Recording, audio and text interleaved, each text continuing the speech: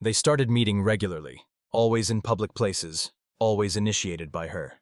Sometimes a cafe, sometimes a bookstore, a bench near the lake.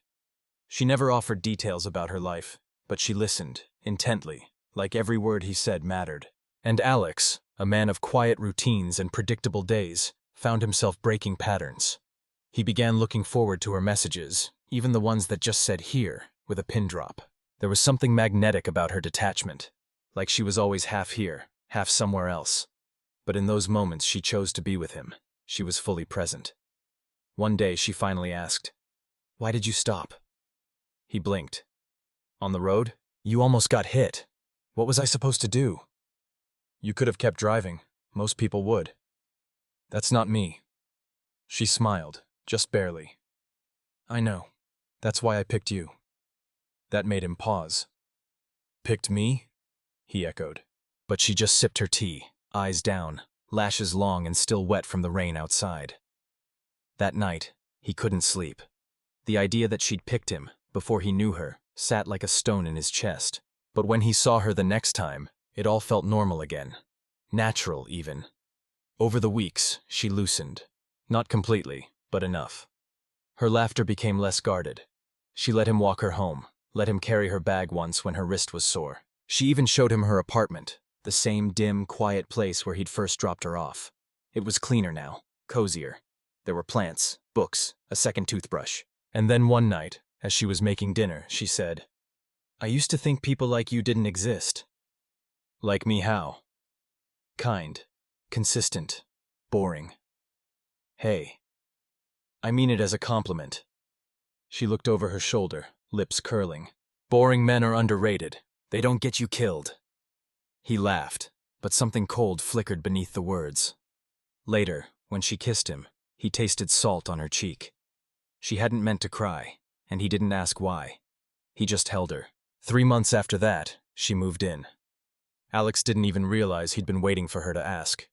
It felt inevitable, like the next step in a path they'd already committed to. She brought only a single suitcase and 2 boxes. Everything else she claimed to have gotten rid of. "I travel light," she said. They painted the bedroom together, replaced the cracked tiles in the kitchen, adopted a cat. Her presence in his life grew like ivy, quiet, slow, and then suddenly everywhere. But there were still rules. She didn't like being photographed, didn't use social media. She always paid in cash when shopping alone, and refused to answer phone calls from unknown numbers. When he once asked if she wanted to talk to a therapist, just to process whatever she'd gone through, she shook her head and said, "The past is compost. I grow from it, not in it." It was a clever answer, but it wasn't the truth. One evening in late September, he found her sitting on the floor in the hallway, staring at nothing. The groceries were still by the door. "Layla?" She didn't respond right away. When she did, her voice was flat. "Someone was watching me." "At the store." Alex went tense. "Did you tell the manager? Call anyone?" She shook her head. "I lost them, but I think it's starting again." "What is?" She didn't answer. That night she clung to him like a child. He held her close, kissed her forehead, whispered that she was safe. In the morning, it was as if nothing had happened. She made pancakes. She laughed at a video.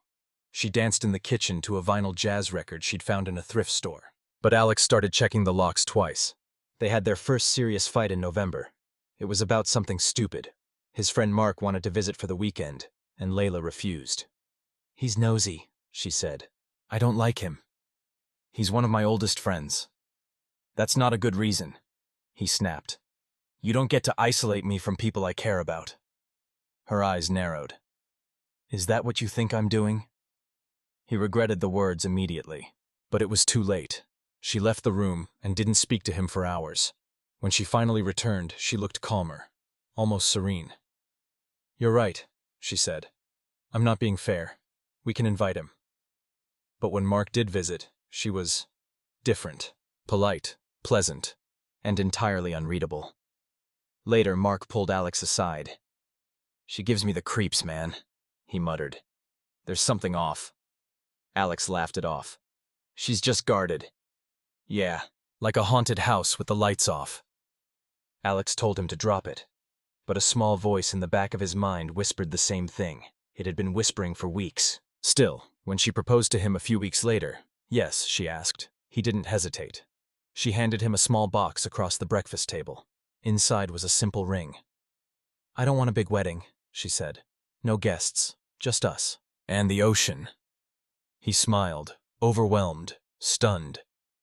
"Why now?" he asked. She looked at him with eyes that had memorized every contour of his face. "Because I've never felt safer, and that means it's time." They got married on a Monday. There was no fanfare, no family, just a cold wind off the Pacific, a worn wooden arch wrapped in white linen, and a tired officiant who had forgotten his script but made do with a kind smile. Layla wore no veil. Her dress was simple, ivory, backless. Alex wore a gray suit he had owned since college. When the officiant asked if they promised to love each other until death, Alex said yes. Layla hesitated, then said, "Of course." Afterward, they stayed in a small coastal cabin for 2 nights. No internet, no distractions, only the sound of waves, the scent of driftwood, and the creaking of old floors. She was more alive than he had ever seen her. She laughed in her sleep. She kissed him like he was air after drowning. One night she whispered, "I've never belonged to anyone before." Alex pulled her close. "You're not property." She smiled in the dark. "I know, but you made me feel like a home." They returned to the city and began their life as husband and wife. The first few months were idyllic. Domestic life suited them. They cooked together. They adopted a second cat. Layla took a ceramics class and turned half the garage into a makeshift studio. Alex, now fully remote, worked from a desk facing the garden, where she planted lavender and rosemary in crooked rows. Still, the air around her remained thick with mystery. She didn't talk about her childhood. When he asked about her parents, she would say, "They're gone. Let's leave it at that." He assumed they were dead, or worse. One day they weren't. It started with a knock on the door. A man and a woman stood on the porch, mid-50s. The man had cold eyes and an awkward smile. The woman looked like Layla, but more tired, more damaged. "Is Layla home?" the woman asked. Her voice cracked like dry paper. Alex blinked. "Who's asking?" The man stepped forward. "Her family." By the time Layla appeared in the hallway, she had already heard enough. Her smile was tight, her posture rigid. "We're not doing this," she said. "We just want to talk," the woman began. "No, you want to remember." "Layla." She slammed the door in their faces without another word. Alex had never seen her that way. Cold, shaking, almost feral. She walked past him, hands clenched into fists. He reached for her and she flinched. "Don't," she whispered. That night, she didn't sleep. She sat on the back porch, barefoot in the cold, staring into the darkness. When he asked the next day, gently, she said, "My family is poison. They don't see people, they see puppets. I cut the strings a long time ago." "But they know where you live," Alex said. "Should we be worried?" She shook her head. "They won't come back." "How can you be sure?" Her gaze didn't waver. "Because they know what happens when I'm cornered." That answer haunted him. Later that week, he found her burning something in the fireplace. She didn't see him watching from the hall. It was a photograph, a black and white image, folded into quarters. He caught a glimpse of a young Layla, maybe 15, standing beside a boy. The flame curled the edges and turned her face to ash. Things shifted after that. She began taking long walks alone, sometimes at night. She changed her phone number without telling him. When he noticed and asked why, she said, "I needed a fresh line. Too many ghosts on the last one." Alex's best friend Mark came over for dinner one Friday.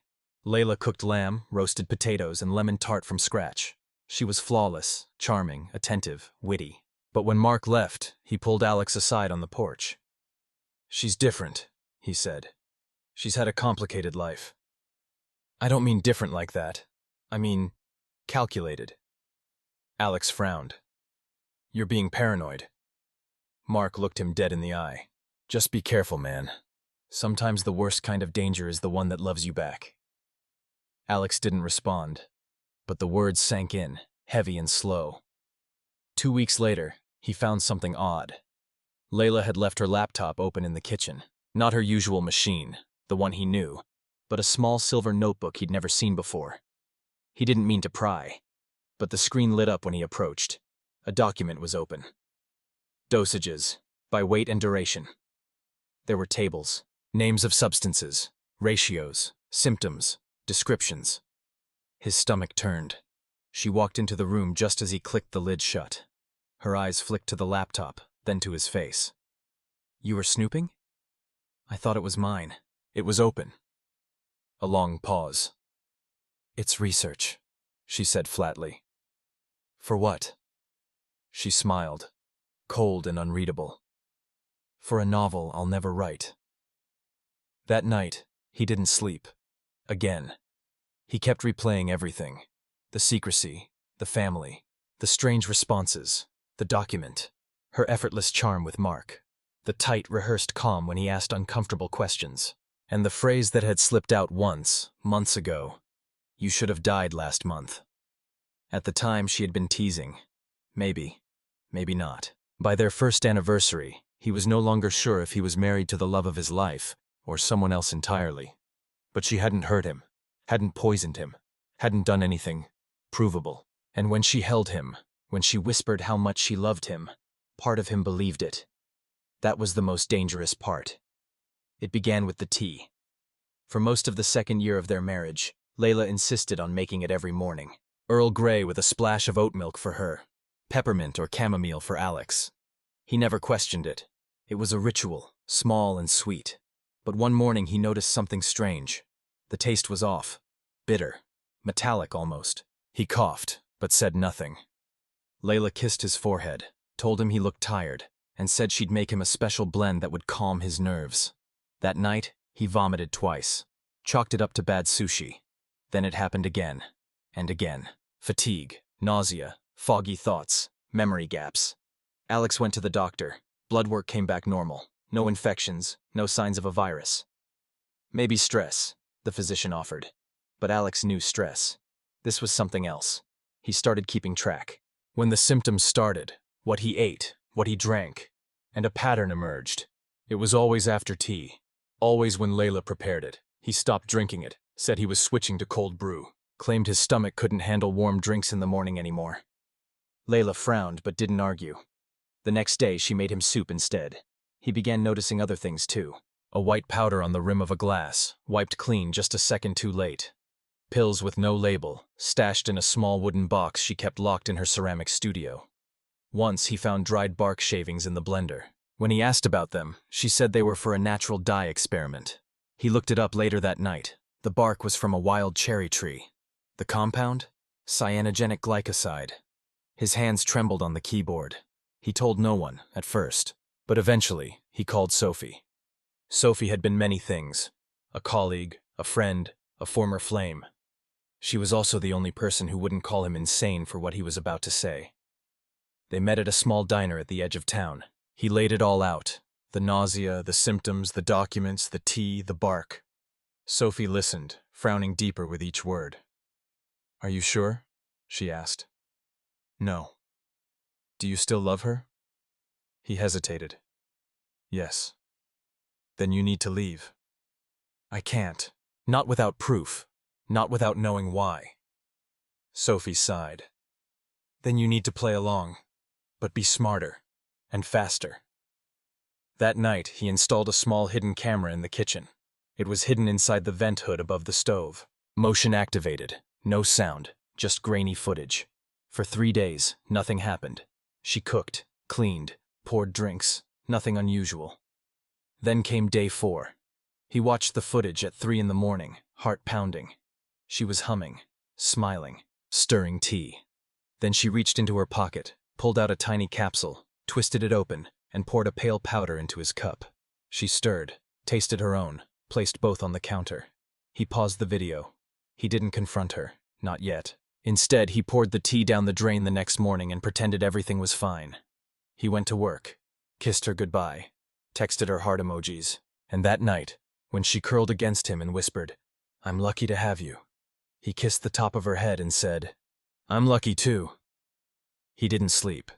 He read everything he could about toxins, Plant-based, slow-acting, difficult to detect. The type that would mimic anemia, a digestive disorder, even early signs of dementia. Layla was clever. She wasn't trying to kill him fast. She was softening the earth, digging the hole by inches. The next morning, he switched the cups. He watched her closely. She took one sip, stopped. Her lips parted. Her eyes twitched. Then she smiled. "You made it too strong," she said, setting the cup down. "Sorry," he said. She never touched it again. He bought an external hard drive and copied the footage. He printed the documents from her silver laptop, took photos of the mystery pills, gathered bark shavings in a sealed bag. But he didn't go to the police. He didn't want justice. He wanted answers. On a Sunday afternoon, he waited until she went to her studio. Then he slipped into the basement, which she rarely used. That's where he found it. A locked cabinet behind a dusty curtain. Inside, files, photographs, vials, a lined notebook, dates, names, victims. One entry stopped his breath. AC. Started dosing September. Effects minimal. Patience necessary. He flipped the page. 1 year, maybe less. He confronted her that night. Not with yelling. Not with threats. He sat her down, placed the notebook on the table, let the silence breathe. She didn't deny it. She didn't run. She looked at him with those wide, calm eyes and said, "You weren't supposed to look." "Is that all you have to say?" She tilted her head. "I didn't want to hurt you. Not at first." Alex's voice was low. "You've been poisoning me." She shrugged. "Just a little. Enough to see if I could trust you." His jaw clenched. "That's not trust." "No," she said softly. "That's control." They sat in silence for a long time. Alex had never felt such stillness in his own home. Not peaceful stillness, but the breathless calm before the storm, like the moment before a predator pounces. Layla poured herself a glass of water. He watched her carefully. Every movement was deliberate, measured. There was no panic in her eyes. No guilt. Just observation, like she was studying him now. "How long?" he finally asked. She sipped. "Since the highway." "You planned it?" She set the glass down. "Not exactly. I didn't know it would be you. But when I saw you that day, how fast you stopped, how scared you looked for me, I knew you'd be easy to grow into." He flinched. "Grow into?" "A life. A story. A part I hadn't played before." Alex felt sick.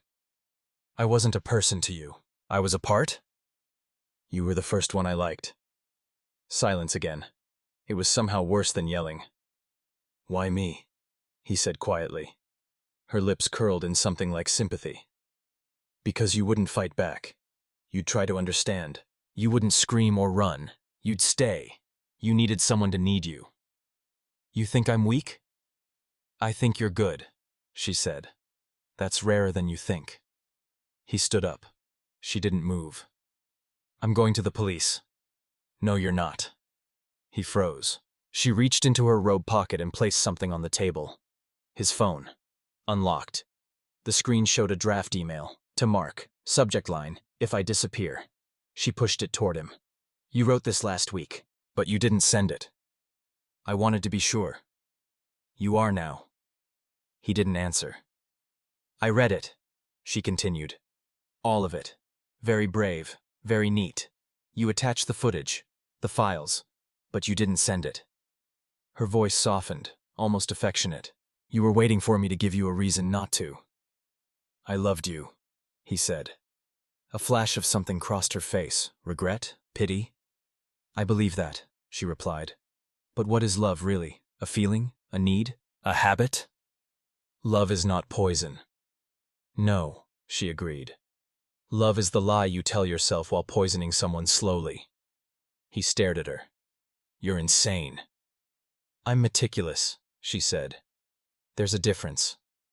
Alex reached for the phone. She didn't stop him. "Go ahead," she said. "Tell them everything." He paused. "You think I won't?" "I think you haven't yet," she said. "And I think you know why." He walked out of the house, drove for hours, didn't call anyone, didn't send the email, Because some part of him still didn't know what would be worse, knowing she'd tried to kill him, or knowing he still loved her, even after. When he returned the next morning, the house was empty. No note, no suitcase, no Layla. But she'd left something behind. The notebook, open on the kitchen table, a new entry. AC. Adapted. Developed tolerance faster than expected. Result. Disappointment. Withdrew subject. Reset initiated. Beneath it, a final line, written in ink darker than the rest. You passed the test. Now you're free. He burned the notebook that night, watched it curl and blacken in the fireplace. Weeks passed. Then months. He told no one. Deleted the files, sold the house, moved east, tried to forget.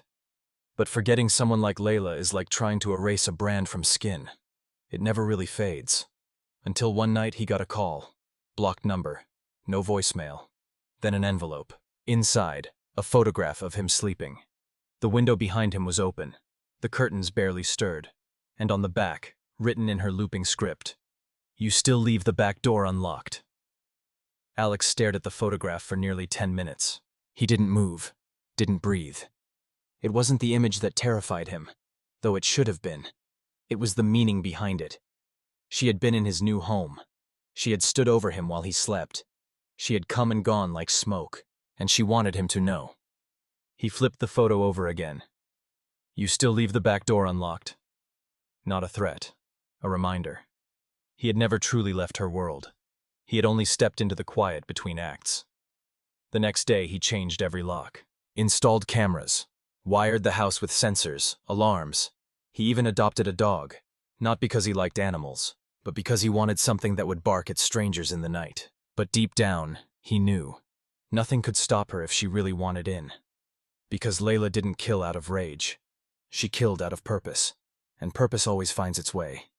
He didn't eat anything he hadn't cooked himself, didn't drink from open bottles, didn't answer unknown numbers, ignored private messages, deleted every email without a subject line. He didn't trust the air, didn't trust the silence, didn't trust himself. And yet, a week after the photo, he found a note taped to his fridge. Small, square, handwritten. "It's not over, Alex, but you're learning." No sign of forced entry, no tampering with the locks. She'd been here, again. He did the only thing left. He vanished, sold the house under a false name, cut ties with everyone, even Mark, even Sophie. Rented a cabin 5 states away, remote, no neighbors, no internet. He paid in cash, left no paper trail. He gave up work. He gave up the idea of being found. Because being found now meant being chosen again. And for a while, it worked. He chopped wood, read old books, watched fog roll over the hills at dawn. Life became small and still. He didn't feel safe, but he felt invisible. That was enough. Until one night, he heard the floor creak in the hallway. The sound was soft, measured. He stood in the kitchen, knife in hand, heart in his throat. "Layla," he said. No reply. Just the tick of the wall clock. Then, "Hello, Alex." She stepped into the light like a shadow turned solid. Same face, same posture, same calm, but different somehow. Tired, hollow. "You came all this way," he said. "Why?" "I wanted to see how far you'd run." "And?" "You did well." He gripped the knife tighter. "Are you going to kill me now?" She tilted her head. "Would you believe me if I said no?" "No." She stepped closer. "You were never the endgame, Alex. You were the experiment." His voice shook. "What kind of experiment?" "To see if I could stop." That stunned him. "I chose you," she continued, "because you were the first person who made me feel something. Guilt, confusion, maybe even love." He couldn't speak. "But the feeling faded," she said. "It always does. That's why I left. I didn't want to destroy what was left of it." He laughed, bitter and broken. "That's rich. You stalk me across the country and say it's mercy." "I didn't come to kill you, Alex." "Then what did you come for?" She looked away and whispered, "To ask you to kill me." He blinked. "What?" "I don't want to keep doing this, but I can't stop." Her voice trembled. "I've tried. I tried with you, but the need comes back. I disappear into people, into control, into the cycle. I don't know how to be free without being monstrous. Silence. Help me, she said. By killing you? Yes. He backed away. You're insane. I'm exhausted. You need help. No, she said, stepping closer. I need you, just once, to do what I couldn't. The knife trembled in his hand. He wanted to end it. He wanted to survive. He wanted to sleep again. But more than anything, he wanted to believe that even monsters could change. Instead, he dropped the knife. You don't get to make me into you. Layla's eyes shimmered. Then I'll leave. For good. You said that before. This time, I'll mean it. She turned toward the door, paused. You were the closest I ever came to being human. Then she vanished into the night. The next morning, he found no trace of her. No note, no footprints, no signs of a car, just silence. But for the first time, it didn't feel like a threat. It felt like a decision. Time passed. Seasons shifted like cards in a restless hand. The snow came and melted. Rain filled the gutters. Then spring. Then silence again. Layla did not return. Alex waited at first. Days turned to weeks. He kept a bag packed by the door, slept with his phone under the pillow, jumped at every rustle of wind outside. But slowly, his body began to let go of the tension it had carried for 2 years like a second spine. The nightmares didn't stop, but they softened. The taste of tea no longer triggered nausea. His shadow no longer startled him. He let his hair grow out, took long walks into the woods behind the cabin, began writing again. Nothing structured, just notes, thoughts, memories he couldn't burn. He had survived her, or so he told himself. 6 months later, he received a package. No return address, no markings, just a brown cardboard box left beside his mailbox at dawn. He brought it inside, hesitated, then opened it slowly. Inside was a small lacquered wooden box, and inside that, her wedding ring. No note, no explanation. He sat at the table and stared at it for a long time. The metal was still warm from the sun, or maybe just from memory. He slid it into a drawer, and for the first time in many months, wept. He moved back to the city, not Seattle, somewhere new, colder, busier, with more strangers than neighbors. He changed his name, got a job at a hardware store part-time, took the long way home every day, kept a camera pointed at his front door, never told anyone where he was from. He lived quietly, without her, without anyone. Until one morning he stepped outside and found a flower on his doorstep. A single white hyacinth. Symbol. Regret. He froze. Looked up. No one. Not even the sound of footsteps in retreat.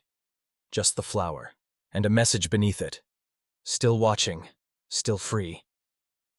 That night, he dreamed of her again. Not the Layla who poisoned him. Not the Layla who begged him to end her. But the girl from the highway. Soaked. Terrified. Looking over her shoulder as if death was behind her. Only now, in the dream, she was looking forward. At him. And smiling. The next day he went to the police. Told them about the flower. The name change. The harassment. But when they ran the prints on the envelope, there was nothing. No match. No record. No identity. Layla had become a ghost. Maybe she always had been. That night his phone buzzed. A text. Unknown number. You did well, Alex. No one ever gets this far. He deleted the message, turned off the phone, and sat in the dark, breathing, just listening to the creak of the walls. Was she out there? Was this the end? Or just another cycle beginning again? He thought of her last words. You were the closest I ever came to being human. Maybe it was true. Maybe she had changed her rules. Maybe she was sparing him, because to kill him now would be to erase the only version of herself she could still stand to remember. Or maybe she was just waiting. Years passed. Alex remarried. Quiet woman. No secrets. No darkness behind her smile. They had a child. A boy. He named him something common. Something strong. Never told his wife the story. Never told anyone. But every year on the same date, a white flower appeared on the porch. No note. No footsteps. Just a message written in silence. Still alive. Still watching. And so he lived. Not freely, but with awareness. Every lock turned twice, every drink made by his own hand, every heartbeat a reminder that he had loved a predator and survived, but never truly escaped.